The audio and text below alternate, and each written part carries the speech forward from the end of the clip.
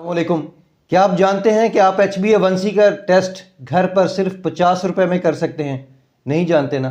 तो चलो आज हम इसी पर बात करते हैं।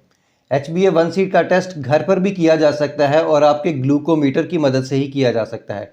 इसके लिए आपको चाहिए क्या है? सिर्फ अपनी एवरेज ब्लड शुगर का जो रिज़ल्ट है वो चाहिए है। वो किस तरह हासिल की जा सकती है कि आप अपना शुगर का टेस्ट नाश्ते से पहले फास्टिंग में एक करें, उसकी रीडिंग को नोट कर लें।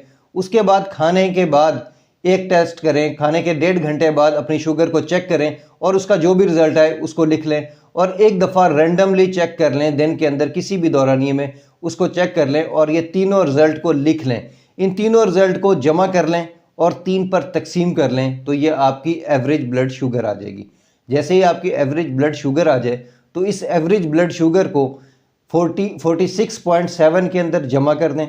जो भी रिज़ल्ट आए उसको 28.7 पर तकसीम कर लें। यूँ समझ लीजिए, मिसाल के तौर पर समझ लेते हैं कि आपकी जो एवरेज ब्लड शुगर है वो 154 आई है। अब 154 के अंदर 46.7 जमा करेंगे तो ये 200.7 आ जाएगी, 200.7 आ जाएगी और इसको हम तकसीम करेंगे 28.7 पर तो जवाब आएगा 6.99 या 7%। आप इसको कंसीडर कर सकते हैं। तो गोया आपकी HbA1c का रिज़ल्ट 7% है। तो इस तरीके से आप घर में अपने ग्लूकोमीटर की मदद से HbA1c का टेस्ट कर सकते हैं। अब बात करते हैं कि कितना रिलायबल है।